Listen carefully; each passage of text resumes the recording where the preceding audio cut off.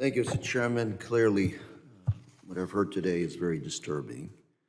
Before I get to my questions, I just want to reiterate that we're going to do everything we can to assure that the victims, those that are suffering, will receive consistent health care for what is ailing you. But, Mr. Edgren, the evidence, no intentional attack, yet what I'm hearing from Mr. Zaid, Mr. Grozov, is that there's a possibility that something is out there attacking us, especially in the homeland. Mr. Edgren, based on what Mr. Zaid just said, what are your thoughts? My personal thoughts As an intelligence officer. is that I agree with them. My personal opinions is that this is a global campaign, and it includes attacking us here at home. It is a strategic issue that is going to impact us. Is this a attack by the Russians, just the Russians, and is it against the U.S. solely or other allies as well?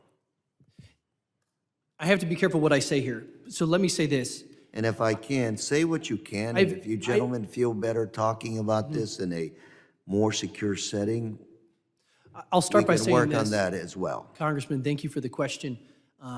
Give me 20 minutes in a skiff, and I'll convince all of you.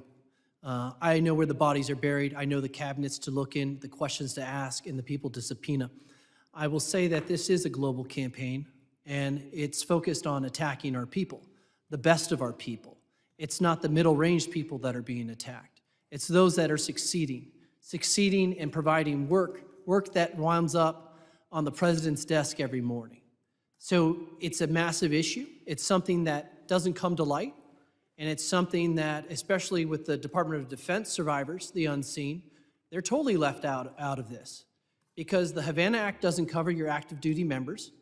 They're told to go to the VA, but there's no VA diagnostic code, so we're not getting them care. It's not consistent. We have funding available that's allocated that we could provide to take care of all of our people in our government. We're not using it. That's why I'd urge you to contact the Defense Health Program. In my last 2.5 minutes, would you say this is more on behalf of the U.S. government in terms of what we've been looking at? Is this more of a malfeasance as opposed to misfeasance? It's a good question. I'm sure, just like so many other issues, it's a combination. I can't explain some of the obstacles that those in the government have erected to block information. I can tell you, firsthand But that your opinion would be that that information is being blocked? There is information that is absolutely being blocked from one agency to the other, particularly at the CIA. I mean, that's who we're going to point to the most, of information that the CIA has that its sister intelligence agencies it hasn't been shared with. And I can identify a number of specific classified documents in a proper setting. Mr. Grozov, any thoughts?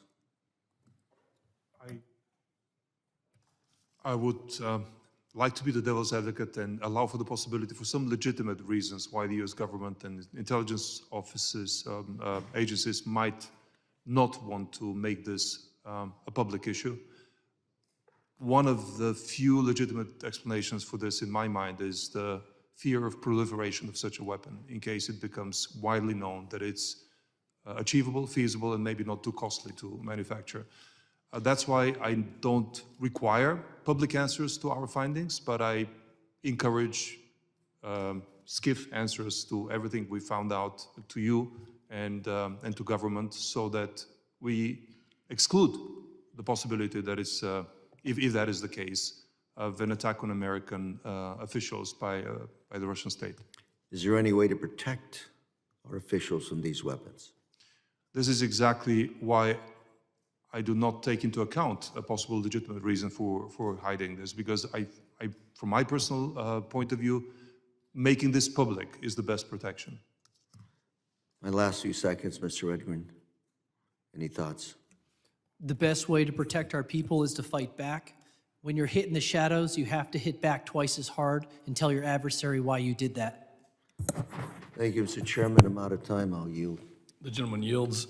Now recognize the gentleman from Arizona, Mr. Crane, for his